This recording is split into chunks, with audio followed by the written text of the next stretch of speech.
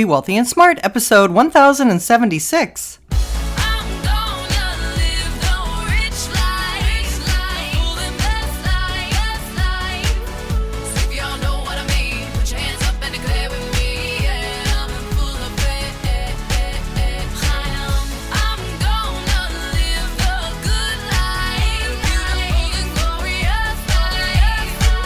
Step into a world of wealth and financial freedom without budgets, boredom, or bosses on Be Wealthy and Smart.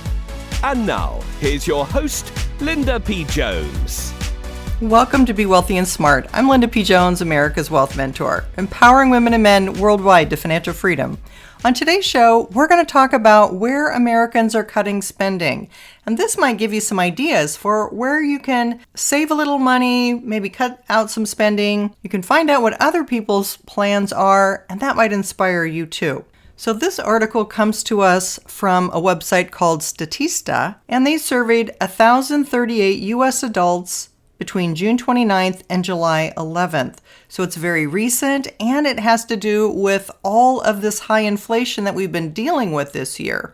Remember that inflation peaked at 9.1% so far in June, and then has backed off a little bit to 8.6% in July. And with oil prices continuing to be trending downward from $120 a barrel to around $90 a barrel, it looks like that is the main thing that is really helping prices come down. But that doesn't help the fact that housing prices are up a lot, that food prices are up dramatically, that energy prices are up, although gas is down a little bit at the gas pump. I have noticed that. But because there's just financial pressure with all of the inflation and rising costs of living, people are looking for what can they do and where can they make changes in their budget. So this is going to tell us where Americans plan to cut back in the face of inflation.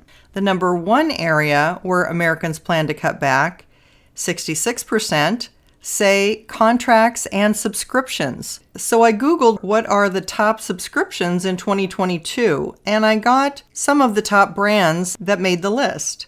Number one is Ipsy, a monthly and quarterly beauty subscription service. Another subscription service is Birchbox.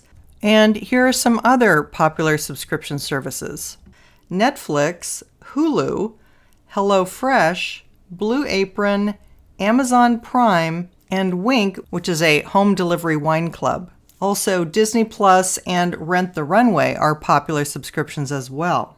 So 66% are looking to cut out some of those subscriptions. If those are something you're subscribed to, maybe that's something that you take a look at. 42% are considering cutting spending on clothing, and that's a natural one. Sometimes we can just cut back on how many clothes we have. We can reuse what we have. I know I have things in my closet I've never worn yet, so definitely there's some shopping I can do in my own closet. Number three is bars, cafes, and restaurant visits. 39% said they will cut back on those. 38% said they would cut back spending on traveling and vacations. Now that's really interesting because recently I did a podcast where people were saying in that survey that they would travel no matter what. Those were their three words that they chose about travel. So we have the people who are very dedicated to travel, who are still going to travel, but 36% of people will cut back some travel or vacationing. 35% said they're going to cut back on food or household goods, and 30% said they would cut back on culture or entertainment. Now, the next two categories are tied with the culture and entertainment category, and that is housing, energy, or heating costs. 30% are also cutting back in those categories, and 30% are cutting back on their hobbies.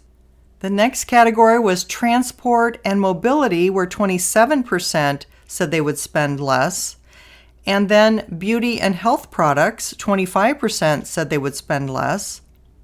Interior decoration and appliances, 23% will spend less.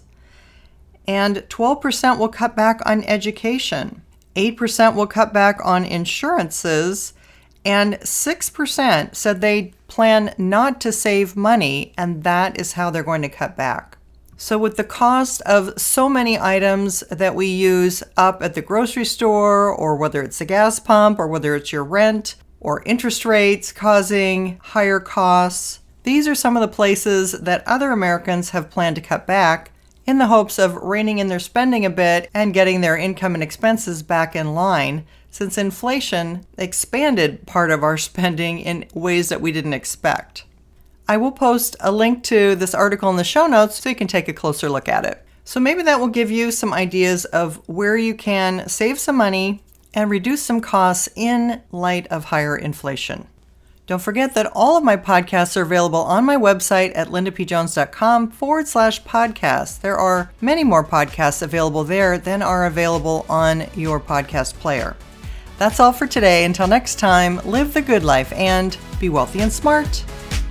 Thank you for listening to Be Wealthy and Smart with Linda P. Jones. Share the wealth and tell your family and friends about the show.